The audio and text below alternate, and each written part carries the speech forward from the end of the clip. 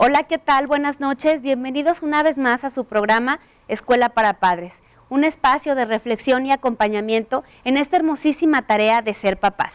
Y mire, como cada miércoles le traemos un tema muy interesante y sabe que estoy segura que hoy, no será la excepción, pero que hoy aprenderá muchísimo de este tema que vamos a estar hablando. Y mire, platicaremos de los derechos humanos de las mujeres. ¿Por qué es importante hablar de estos? ¿Cuál es la diferencia? Si los derechos humanos son universales, ¿por qué hablamos de derechos humanos de las mujeres? Estas y otras preguntas nos va a estar ayudando a resolverlas nuestra invitada del día de hoy. Lo invito a que nos sintonice, por supuesto, por el mejor canal de Telecable de Fresnillo, el canal 15, el canal de los fresnillenses. Y también que nos siga a través de la página www.b15.com.mx y, por supuesto, a través de la plataforma de Facebook Escuela para Padres Fresnillo. Ahí puede seguir toda la transmisión y no se lo pierda, le aseguro que será un programa de mucho interés y aprendizaje. Me da mucho gusto recibir aquí en el estudio de Escuela para Padres por primera vez, y yo espero que no sea debut y despedida, ¿verdad? A una amiga, colega, bueno, muy preparada. Ella es como que la única que debería de hablar de este tema, por eso la invité. Claro que sí, sí. Y bueno, pues me da mucho gusto recibir en este espacio, y estoy hablando de la maestra Adriana Díaz Santa Cruz. Adriana, buenas noches, bienvenida. Buenas noches, América.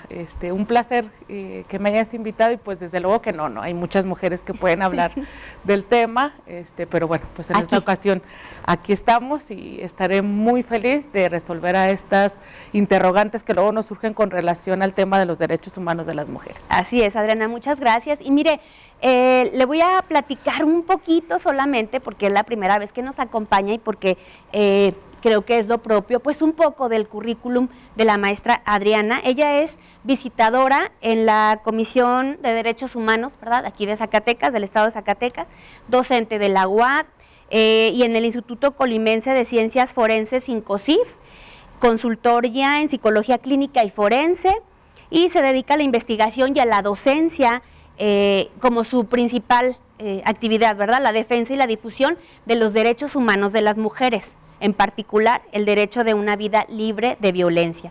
Ella es candidata a doctora en Derechos Humanos, ¿verdad?, por la Universidad de Guanajuato, donde aparte hace poco presentó un trabajo, ahorita vamos a platicar. Y es maestra en Derecho Penal por la UNID y licenciada en Derecho, por supuesto, por la UAS, ¿verdad? La mejor, claro, somos por supuesto, ¿verdad? Y certificada en el Protocolo de Estambul por INCOCIF y ganadora del programa de formación del Congreso de Guanajuato. Este fue reciente, ¿verdad, Ana? Sí, así es, Ok, y este trabajo que presentó en Guanajuato fue la prevención y atención, sanación y erradicación de las violencias contra las mujeres. Fue un análisis del deber, cumplimiento de deber de debida diligencia por el Instituto Mexicano. Instituto de las Mujeres Guanajuatenses. Muy bien. Bueno, pues ahí le dejo, ¿verdad? Nada más como un poco de su reseña y de su experiencia, y pues la vamos a aprovechar esta noche al máximo para resolver estas dudas y pues este tema. Adriana, para empezar un poco vamos a contextualizar. Claro. Para lo cual voy a empezar preguntándote por qué son los derechos humanos. Sí. Bueno, los derechos humanos, América, son un conjunto de libertades, de prerrogativas inherentes a la naturaleza humana. ¿Qué quiere decir esto de que son inherentes a la naturaleza humana? Que no necesitamos de ninguna característica en especial para disfrutar de esos derechos humanos.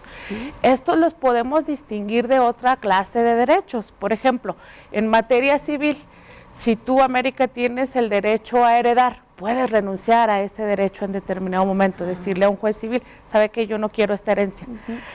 No obstante, los derechos humanos poseen una serie de características que los hacen diversos de estos derechos de naturaleza civil, como precisamente puede ser la irrenunciabilidad. Yo no puedo renunciar a mis derechos humanos. Esa es la concepción, digamos, muy básica de lo que es derechos humanos. Ajá, muy bien. ¿Y cuáles serían estas características que poseen los derechos humanos? Bueno, Conforme al artículo primero constitucional, aquí abro un pequeño paréntesis. En el año 2011, nuestro Congreso de la Unión pues realizó una reforma a la Constitución Federal de la República y nos reconoce esta serie de derechos humanos de los que te estoy hablando. Y entonces, a nivel constitucional, el artículo primero dispone que los derechos humanos deberán de interpretarse bajo una serie de principios que a su vez son características, como por ejemplo la universalidad. ¿Qué implica la universalidad? Bueno, pues que los derechos humanos son para todos, que pese a que, como hablaremos más adelante, existen grupos que se consideran vulnerables y por lo cual el Estado ha considerado la necesidad de hacer un reconocimiento específico de sus derechos fundamentales, bueno, pues no necesitamos, insisto, una característica específica para disfrutar de estos derechos y por ende estos son universales. También existe otro principio bajo el cual se deben de interpretar los derechos humanos, que es la interdependencia y la indivisibilidad. ¿Qué implica esto? Bueno, la interdependencia significa que si un acto de autoridad o una omisión de una autoridad, de una persona servidora pública, violenta un derecho humano, casi siempre va a incidir sobre la violación a otros. Por ejemplo, si sufro una violación a mi derecho a la protección de la salud, muy seguramente va a poder estar en riesgo mi derecho a la vida. Y así sucesivamente. ¿Qué significa que los derechos humanos sean indivisibles? Pues que no los puedo separar, no se pueden escindir, diríamos, en el derecho mercantil, o como en el caso de las sociedades mercantiles, ¿no? Que se pueden separar. En el caso de los derechos humanos, no. Tan es así que, como decíamos al inicio, en la definición general, pues son un conjunto de atributos de la persona humana. Pero además, estos derechos tienen la característica de ser progresivos. ¿Qué significa que los derechos humanos sean progresivos? Bueno, que conforme el Estado, los gobiernos, los van reconociendo a nosotros, a las personas gobernadas, ya no podemos ir hacia atrás. Es decir, ya lo reconocido ya queda exactamente. Ahí. Y a partir de ahí. Y por el contrario, se debe ir avanzando en el reconocimiento de los derechos humanos. No debemos de perder de vista, América, que los derechos humanos de los que hoy gozamos son conquistas históricas de los seres humanos. En un video que está por ahí, se encuentran en YouTube, del doctor Miguel Carbonell, él refiere por qué hace años no teníamos la necesidad de hablar de derechos humanos de las personas adultas mayores, del derecho a la privacidad de datos personales. Bueno, porque años atrás no teníamos, habla inclusive de la calidad de vida de las personas mexicanas y no llegábamos a la edad de que pudiéramos estar hablando de adultos mayores, de personas adultas mayores. Y luego cuando nos referimos a los derechos de datos personales, por ejemplo, pues no teníamos el uso del Internet hace 30 años, 40 años, y no había esa necesidad de tutelar esta serie de derechos. Estas son las características y a su vez principios sobre los cuales han de interpretarse los derechos humanos conforme al artículo primero constitucional. Adriana, y hablando del Estado, ¿cuáles son entonces las obligaciones o deberes que tiene el Estado con relación a los derechos humanos? Bueno, este mismo artículo dispone que todas las autoridades en este país, en el ámbito de nuestras respectivas competencias, tenemos 4 obligaciones específicas en materia de derechos humanos. La primera de ellas es promover. ¿Y cómo el Estado promueve derechos humanos? Lo podemos ver a través de medios de comunicación. Esta es una forma en que, bueno, a pesar de que Grupo Radiofónico B15 no es como tal una autoridad, pues hay una promoción de los derechos humanos. Cuando nosotros vemos campañas de vacunación, campañas de salud, campañas educativas, pues está promoviendo los derechos humanos. Cuando los organismos públicos defensores de derechos humanos acudimos, por ejemplo, a las escuelas, a los centros de reclusión y tocamos estos temas relacionados con la defensa de los derechos humanos, estamos haciendo promoción de los derechos humanos. También tenemos las autoridades la obligación de respetar, de proteger y garantizar los derechos humanos. ¿Y cómo vamos a poder hacer esto? Pensemos nosotros en el derecho a la vida. ¿Cómo el Estado me va a proteger el derecho a la vida? Bueno, hay una obligación de no hacer, no me privas de la vida, tu Estado, las autoridades del Estado mexicano están obligados a no privarme de la vida de manera arbitraria. De hecho, pues hay que mencionar, ¿no?, que a nivel constitucional incluso la pena de muerte está prohibida en nuestro país, como no sucede en otros países en que sí está regulado el uso de este recurso punitivo del Estado. Luego, cuando hablamos de respetar y de garantizar, bueno, ahí está el que no me prives de la vida. Me la garantizas en el momento en que tú dispones en un código penal un tipo penal de homicidio. ¿Qué es un tipo penal? Un delito. Clasificas una conducta en un código penal que se va a considerar delito y que entonces, cuando un particular incurre en esa conducta, pues tu Estado lo vas a sancionar. Pongo este ejemplo del derecho a la vida, pudiera poner otros, pero creo que así podemos visibilizar esta forma en que el Estado está cumpliendo con estas obligaciones. Nos explicaste muy bien las obligaciones. ¿Cuáles serían los deberes del Estado? Bueno, cuando el Estado cumple con estas 4 obligaciones, pues no tenemos necesidad de alegar una violación a derechos humanos. Pero ¿qué sucede cuando no es así? Por principio de cuentas, el Estado tiene la obligación de prevenir toda violación a derechos humanos, cualquiera que sea el derecho humano al que nos estemos refiriendo. Pero una vez que sucede o que la persona consideramos que puede estar siendo vulnerado un derecho humano, nacen una serie de deberes por parte del Estado, como es investigar la posible violación a derechos humanos que se esté aduciendo, sancionar y luego reparar la violación a derechos humanos. Existen modalidades de reparación que están previstos en la Ley General de Víctimas, en la Ley de Víctimas del Estado de Zacatecas, en los que ahorita a lo mejor, América, pues no valdría, o bueno, sí valdría la pena ahondar, pero el tiempo se nos iría, no hay tiempo. En otra ocasión, con todo gusto, podemos abarcar ese tema en lo particular, pero también ejemplifico con algo muy sencillo. La obligación de reparar la violación a derechos humanos, por ejemplo, si yo tengo violentado mi derecho humano a la educación, porque se me impidió inscribirme en una escuela de educación básica, de educación pública, ¿cómo me vas a reparar esa violación a derechos humanos, Estado? Pues dándome la inscripción a una escuela, si no a esa, porque habrá cuestiones de analizarse, si me lo garantizas en tanto me des la posibilidad de inscribirme en otra institución educativa. Y ahí está reparado, de alguna manera, la violación al derecho humano con purga. Y para nosotros hacer valer estos derechos es con ustedes, ¿verdad?, en la comisión. Es correcto. El Sistema Jurídico Nacional previene 2 vías para la defensa de los derechos humanos. Una que es la vía jurisdiccional, lo que conocemos y escuchamos muy comúnmente, que también sería tema de otro programa, América, los juicios de amparo, yo acudir a tribunales federales para que me restituyan en el pleno goce de mis derechos humanos conculcados, y la otra vía es la vía no jurisdiccional, que está a cargo de la Comisión Nacional de los Derechos Humanos y de los organismos estatales.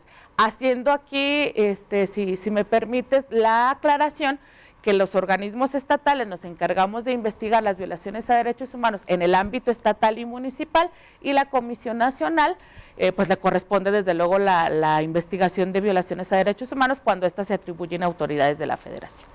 Ok, muy bien. Entonces cualquier cosa nosotros, los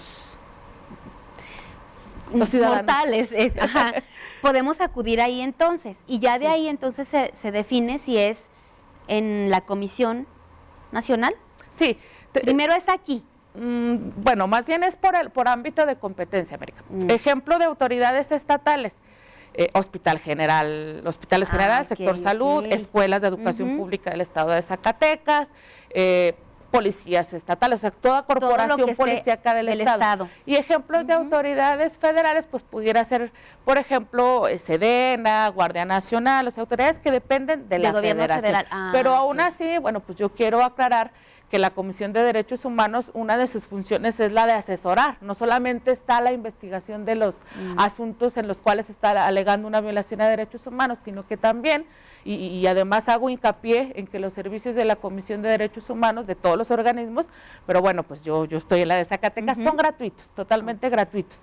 Entonces, si la persona tiene una problemática que quiera plantear a la Comisión de Derechos Humanos, pues se le brindará la asesoría. Si es un asunto que corresponde a nuestra competencia, pues le daremos trámite o haremos canalización, lo que corresponda, y si no, se le dará la asesoría de qué instancia podrá resolverle su problemática. Muy bien, muchas gracias, Adriana. Y bueno, pues vamos a empezar a hablar de por qué, precisamente, tocar este tema, por qué hablar de derechos de las mujeres. Porque ahí yo iniciaba con esa pregunta, ¿por qué hablar de derechos humanos de las mujeres si se supone que los derechos humanos pues son universales? ¿Cuál es esta diferencia? Sí. Bueno, América, históricamente siempre han existido grupos sociales que se han encontrado en una situación de vulnerabilidad con relación a otros grupos sociales, grupos que se han visto marginados.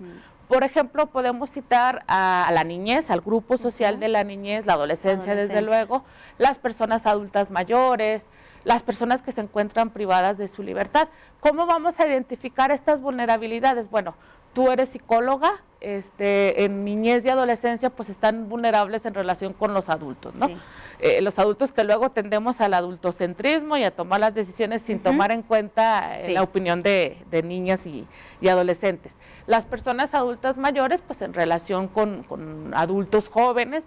O cuidadores. Sí, yo creo que tu servidora en el ámbito de nuestra respectiva pues función y labores que hacemos, no nos es ajeno toparnos con el adulto o la adulta mayor que nos dice, bueno, pues es que mi hijo me está diciendo que firme documentos que me salga de la casa, que ya no puedo yo tomar decisiones, etcétera. Okay. Las personas privadas de su libertad, bueno, pues en relación con las autoridades. Y las mujeres hemos sido identificadas como un grupo vulnerable en relación con el grupo social de los hombres, sin que esto signifique desde luego que todos los hombres son violentadores de las mujeres, de los derechos de las mujeres, pero se ha identificado ese estado de vulnerabilidad por la situación de subordinación en que históricamente se nos ha colocado en la sociedad a las mujeres. Y no solo en la sociedad, si nosotros analizamos desde el ámbito político, desde el ámbito religioso, pues en todas esas estructuras está por encima el hombre y por debajo nos encontramos las mujeres. Y es ahí donde pues los estados han convenido en reconocer derechos humanos específicamente a estos grupos vulnerables, a nosotras como mujeres, y surge, América, un deber reforzado por parte del Estado para la protección de estos derechos humanos de nosotras las mujeres.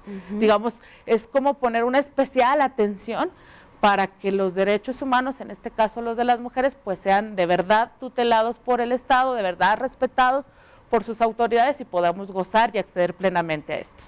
Entonces, ¿tenemos derechos humanos diferentes?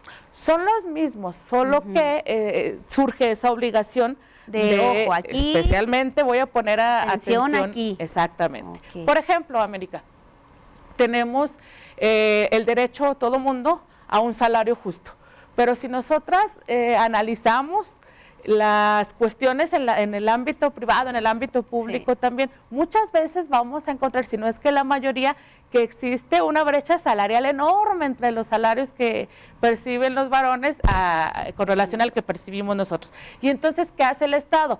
Pues implemento políticas públicas, legislo en favor de las mujeres para que esas brechas se vayan disminuyendo paulatinamente, progresivamente, como lo decíamos en un inicio.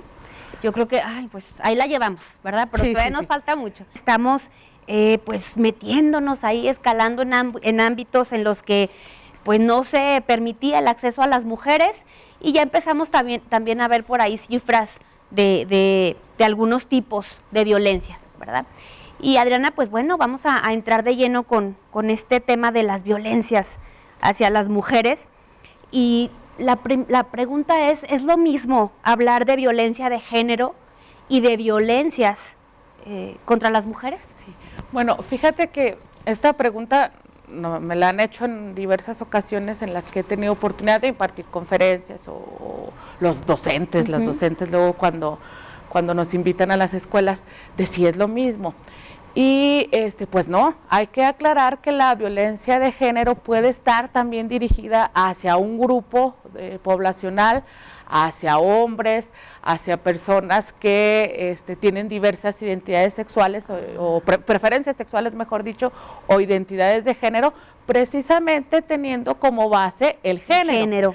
Incluyendo también pues las violencias contra las mujeres. Digamos que las violencias contra las mujeres son una especie de la violencia de género. Así es. Y esas violencias contra nosotras las mujeres, pues la razón por las cuales se cometen o se basan precisamente en la pertenencia al sexo femenino. Así es. Entonces, bueno, esa aclaración que padre, ya logré identificar. Entonces, cuando hablemos de violencias, tenemos que tener en cuenta que estamos hablando de violencia de género y como si fueran varios tipos, ¿verdad? O subtipos dentro de la violencia y de fíjate, género. América, que qué importante que te refieres, y te lo celebro, a violencias contra las mujeres. Justo cuando me haces el enorme favor de hacer esta presentación, tú mencionaste un trabajo de investigación que yo realicé para el Congreso del Estado de Guanajuato, y en esa formación mi tutora, la doctora Geraldine del Cid, que ojalá vea este programa, le mando un abrazo, nos mencionaba a las y los participantes que debemos referirnos a violencias contra las mujeres. ¿Por qué?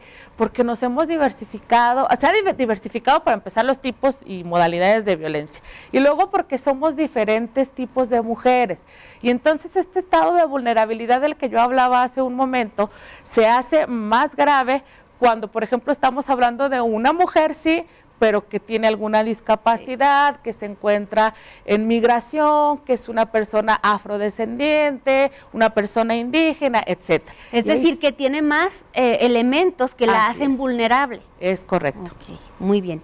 Entonces, ¿cuál es el origen de estas violencias contra las mujeres? Bueno, lo mencionaba yo hace un ratito, cómo históricamente se nos ha colocado en una situación de subordinación con relación a los varones, y justo ahí está pues, el germen de estas violencias contra nosotros, en esas ideas de superioridad de los hombres con relación a nosotras las mujeres, en prácticas, en costumbres que se han repetido a lo largo del tiempo y que se consideran nocivas para las mujeres, ¿no? El hecho, ahorita lo mencionábamos, de pues que un varón perciba un salario superior al de una mujer, aunque tenga el mismo puesto, pero solamente porque es varón, y estas conductas, estas prácticas, pues lamentablemente lo que nos toca a las nuevas generaciones, pues es romper con esos paradigmas, ¿no?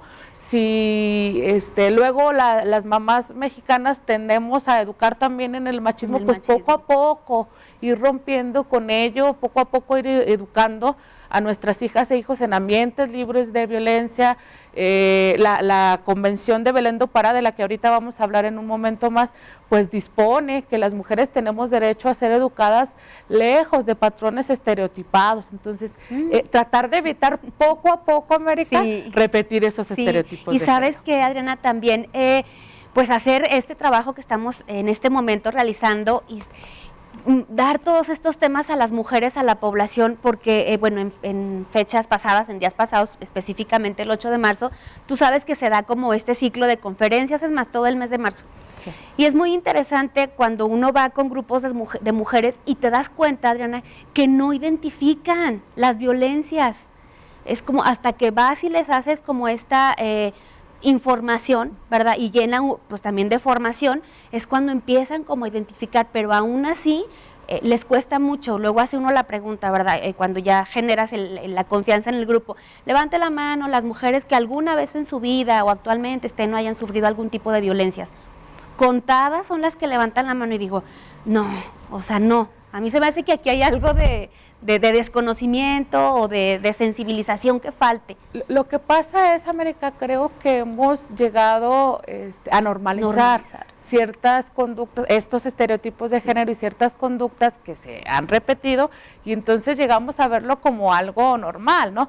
Por ejemplo, el hecho de que en una familia donde hay un hijo y una hija, pues a la hija se le acostumbra que tiene que servirle al hijo se le den todas las libertades del mundo y a la hija no porque es mujer. Y entonces esas cuestiones son las que precisamente han ido reproduciendo estos ciclos de violencias y que lleguemos inclusive las mujeres a normalizarlo. Ajá. Aunque lo estemos viviendo inclusive. Sí, es que no, es algo que no podemos ver. Me decías entonces que el origen pues es esto, histórico, y que ha sido esta lucha de siempre, ¿verdad? Entonces, ¿en qué consiste? El trabajo que presentaste también habla de las mujeres libres de violencia. ¿En qué consiste esto? Consiste en que ningún acto u omisión me cause un daño, a nosotras como mujeres, pues nos cause un daño psicológico, patrimonial, físico, etcétera. A ser educada, precisamente como ya lo mencionaba, lejos de patrones estereotipados, de estas conductas que reproducen las violencias en nuestra contra. Así básicamente pudiéramos decir que en eso consiste. Incluye desde luego pues que se respete el derecho a la vida, el derecho a no ser sometida a torturas, a tratos crueles, inhumanos, degradantes, etcétera. Gozar pues de todos los derechos humanos que reconocen los tratados internacionales y que, insisto, los estados se han visto en la necesidad de poner especial atención en que se nos tutelen a nosotros como grupo en situación de vulnerabilidad.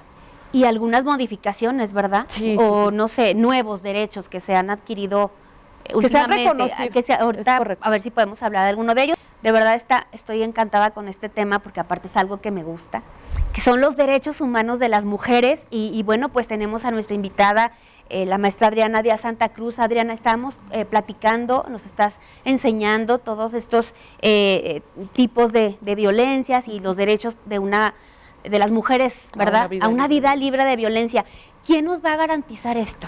El Estado es quien tenemos que asumir un compromiso como sociedad en el respeto a los derechos humanos, porque luego caemos en creer que nada más el Estado y las demás personas me tienen que respetar mis derechos humanos y yo ando por la vida por la libre.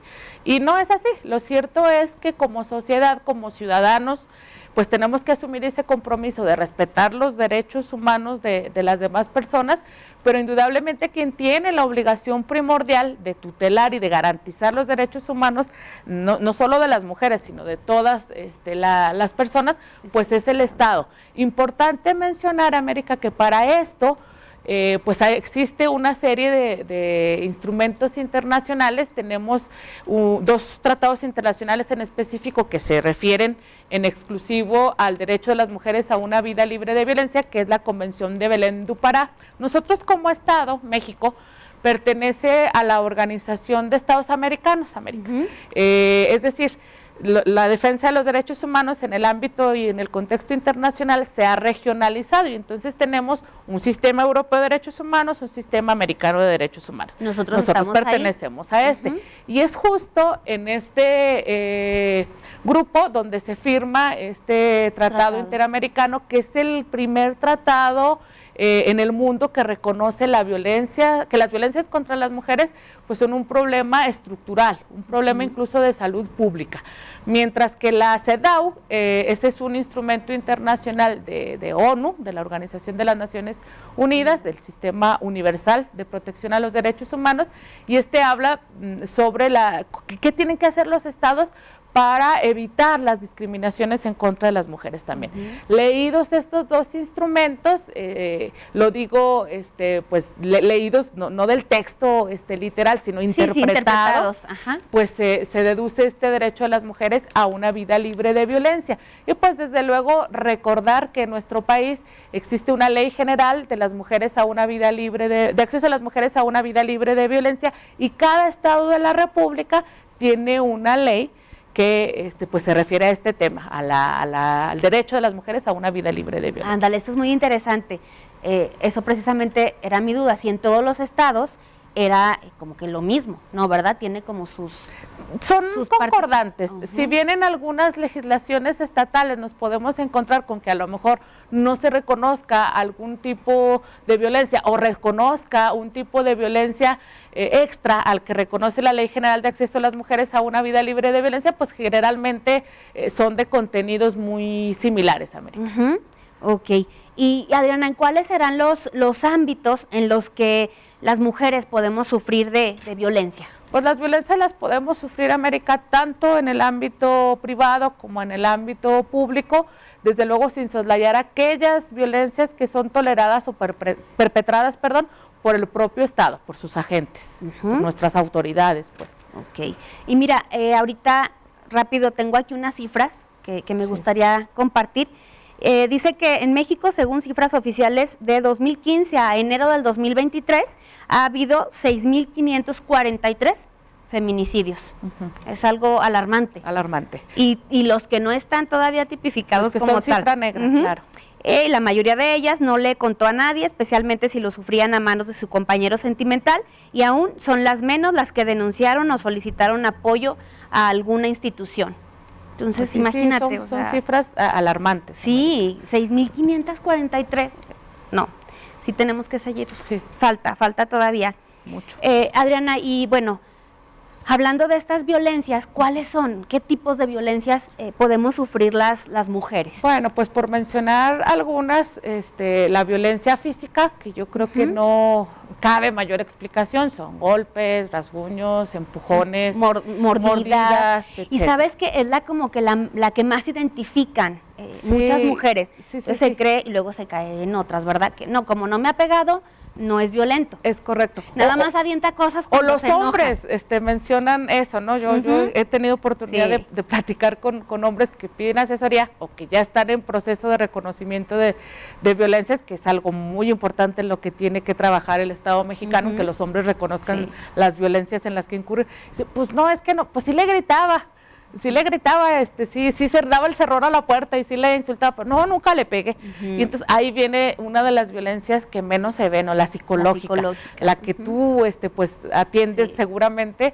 y es esa que pues sucede generalmente en el ámbito privado, tras las puertas, y de las que menos se ve. Y que a veces no se nota, es tan suavecita, que no se logra identificar cuando ya estás siendo violentada psicológicamente. Sí, tú ya lo mencionabas, como a pesar de que vayas a comunidades, a foros, a escuelas, y les hables sobre las violencias, pues luego hasta que nos están dando la conferencia como que nos cae poquito el 20 y a veces ni así, ¿no?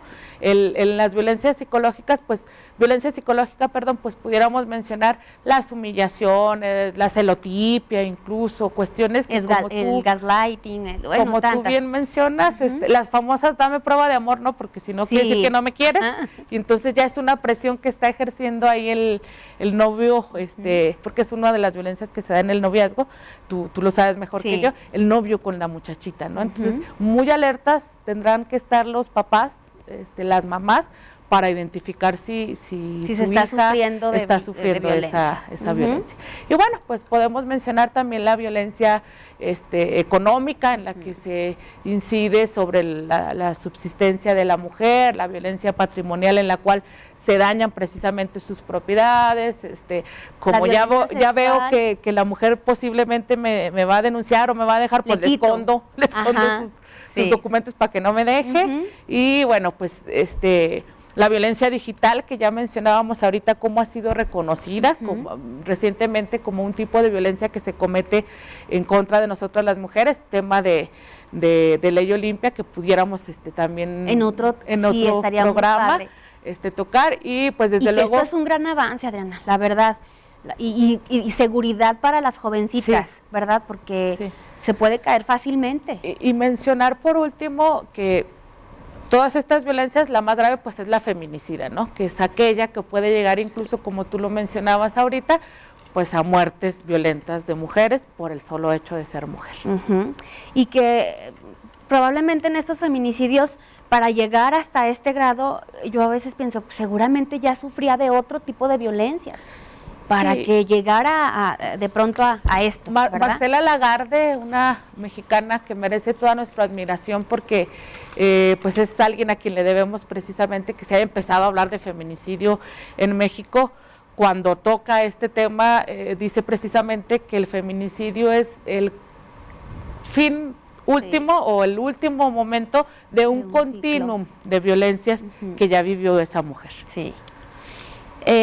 Y que, a ver, ya vimos los tipos, ¿Hay modalidades? Sí. Ok, ¿cuáles son estas? Sí, bueno, entre las modalidades podemos contar la violencia familiar, que es la que sucede dentro, pues, en el ámbito familiar, es el ejercicio de poder de un miembro de la familia hacia otro miembro de esa familia. Tenemos también la violencia laboral y docente, América, que es quizás también una de la que poco se habla, porque son cuestiones que también se han normalizado en el ámbito educativo, en el ámbito laboral, el famoso pues acoso, el que luego es piropo, pero pues tú sabes que no es piropo, ¿no? Ajá. O sea, que no necesitamos la aprobación de los varones y luego pues esas cuestiones que se han venido normalizando también, África. Son ámbitos que podemos mencionar también en donde suceden estas violencias contra nosotras las mujeres. Y hablando de esta modalidad de violencia intrafamiliar, yo te comentaba fuera del aire que es algo pues paradójico, porque el hogar, ¿verdad?, la familia es donde se supone que nos garantiza la seguridad en todos los sentidos. Y es donde hay mucha violencia. Sí, lamentablemente, América, si ahorita revisáramos también cifras de la incidencia de abuso sexual infantil, tú sabes cuál es la respuesta de dónde sucede más casos de abuso sexual infantil. En la propia familia. En la propia familia. Adriana, nos explicaste entonces ya cuáles son estos tipos y cuáles son también las modalidades de las violencias que podemos sufrir las mujeres. Ya estamos hablando de esta responsabilidad del Estado y me gustó mucho porque decías muy padre, pues que también no todo hay que dejárselo al Estado, tenemos que empezar a trabajar desde nuestros contextos, cada uno. Y precisamente como padres de familia, ¿qué nos toca? ¿Qué nos toca hacer para que nuestros hijos crezcan en un ambiente y educados para respetar y hacer valer los derechos en un ambiente libre de violencia contra las mujeres? Yo creo, América, que es muy importante que, ya lo decía, a las nuevas generaciones nos toca y les toca porque, bueno, pues tú y yo somos docentes y entonces pues a los chicos y a las chicas les toca todavía un mayor trabajo que a nosotras. Tratar de romper con estos paradigmas que yo mencionaba de educar con estereotipos de género, ¿no? Tratar de evitar el criar princesitas y machos, ¿no? Sino empoderar a nuestras hijas, hacerles saber que son titulares de estos derechos humanos de los que hemos estado hablando específicamente y de manera muy importante de este derecho a vivir una vida libre de violencia en todos los ámbitos en los que nosotras nos desenvolvamos. Evitar, por ejemplo, pues lo mencionábamos, el que usted está para servirle a su hermano, usted no puede salir porque usted es mujer, frases incluso tan comunes que escuchamos y que también hemos normalizado, estos como calladita te ves más bonita, pegas como vieja, pegas como niña, lloras como niña. Lloras como niña. Y luego yo les decía y les digo a mis alumnos varones cuando hablamos y tocamos estos temas, fíjense cómo el patriarcado les ha pegado también a ustedes, porque a través de estos roles de género que se nos han sido asignados socialmente, pues a los hombres se les ha dado la carga de que tienen que ser proveedores, de que tienen que ser quien nos cuide, porque necesitamos nosotras princesitas que nos cuiden y que no lloren, que no expresen sentimientos, ¿no? Entonces, tratando de identificar esas cuestiones que son las que hemos normalizado y han contribuido a la violencia, pues podremos de alguna manera contribuir como padres, como madres, a formar mujeres empoderadas, hombres que no sean machistas y a contribuir a una mejor sociedad y un mejor México, por supuesto. Fíjate que importante esto de que como papás estemos en constante formación. Ya hay mucha, aparte ya tenemos como más acceso a esta y pues tenemos que buscar temas que vayan actualizándonos y que vayan favoreciendo a este clima de respeto. Obviamente en contra de las mujeres, de la violencia contra la mujer, pero en violencia en general, ¿verdad? Porque ahorita qué padre que tocas este punto así rápido, pues a los hombres también les ha tocado asumir estos roles que pues que también a veces, no es ahorita su programa, ¿verdad? De ellos, pero que también les ha costado y también tenemos que ir trabajando en estas nuevas masculinidades, ¿verdad? Que vayan reconociéndolas y ejerciéndolas y nosotras deconstruyéndonos. Es correcto. Para esta formación. Adriana, para ya ir cerrando, porque yo creo que es muy importante, apenas pasó este 8 de marzo y yo sí quisiera que a pesar de que ya fue una fecha que ya la vivimos, que nos pudieras dar así como, yo sé que es un tema muy amplio, pero como una repasadita breve de por qué el 8 de marzo, cuál es el origen y por qué es tan importante seguir conmemorando esta fecha. Es correcto. Bueno, América, y gracias por decir conmemorar, porque a mí cada 8 de marzo me llena el corazón de dos sentimientos encontrados. Por un lado, el darme cuenta que aunque yo creo que hemos ido avanzando, como ya bien lo mencionas, pues de repente veo retrocesos incluso de colegas, abogadas, abogados, psicólogos, psicólogas. Luego uno de docentes está en muchos grupos. Y en grupos en común te felicitan. Y te llega el mensajito de feliz día de las mujeres, a ti que eres dadora de vida, a ti que eres dale a una mujer, dale una casa y te dará, no sé qué, un hogar o algo así. Y entonces no es un tema no es un día para celebrar. Hace un año, en 8 de marzo, dicté una conferencia y yo decía, yo no voy a decir nunca feliz Día de las Mujeres mientras mi vecina siga desaparecida, mientras sigan cifras alarmantes como las que acabas de mencionar, mientras yo no pueda salir a la calle sin tener todos los días miedo de no regresar a mi casa. Entonces, ¿qué nos debe de recordar el 8 de marzo? La lucha de las mujeres que estuvieron antes que nosotros buscando la igualdad de derechos de las mujeres en relación con los varones. Nos debe recordar un evento en Nueva York, en donde mujeres trabajadoras perdieron la vida por estar exigiendo derechos laborales, y entonces, por lo tanto, no puede ser un día para celebrar. Se conmemora la lucha de estas mujeres que precisamente pues se enfrentaron al Estado, y gracias a ellas pues tenemos, por ejemplo, ahora el derecho a votar, los derechos en el ámbito laboral, el derecho a un salario justo, etcétera, pero todavía nos falta, ¿no, América? Sí. Decía yo que los derechos humanos son conquistas históricas de los seres humanos, los derechos de las mujeres que no teníamos reconocidos son conquistas históricas de mujeres, grandes mujeres, y nos toca todavía a nosotras y a las futuras generaciones muchísimo para poder decir feliz Día de la Mujer. Y fíjate que nada más así como paréntesis, este año ves que fue el eslogan como de por un acceso, ¿verdad?, al mundo digital. Yo estaba investigando y todo, dije, son cifras también alarmantes, todavía la brecha de desigualdad que se tiene las mujeres para el acceso a las tecnologías, a la información. O sea, hasta en eso. Cuando pareciera que estamos en pleno siglo XXI y todo el mundo tenemos celular y redes sociales, pues cierto es que muchas mujeres no tienen ese acceso. Nos falta mucho, Adriana, de verdad, muchas gracias por haber estado en este programa. Me encantaría que nos pudieras acompañar nuevamente con otro tema de los que ya empezamos ya se empezaron a asomar, ¿verdad? Sí. Y que seguramente van a causar mucho interés en el auditorio. Entonces, pues queda la invitación para que este es tu espacio, nos acompañes. Muchas gracias a ti, América, y yo encantada de estar aquí, de platicar de estos temas. Hay muchos que ya nos salieron aquí, y bueno, pues decir también que no solamente de derechos de las mujeres podemos hablar, ¿no? Podemos hablar de derechos de la niñez, por ejemplo, viendo que este es el programa de Escuela para Padres, pues hablar de los derechos de la niñez y de la adolescencia específicamente. Muy bien, Adriana, muchísimas gracias. Le recuerdo, bueno, pues eres visitadora, ¿verdad?, sí, de la Comisión de Derechos Humanos en el Estado de Zacatecas. Te agradezco mucho, yo sé que siempre estás también con mucho trabajo y gracias por darte este espacio. Encantados, de corazón.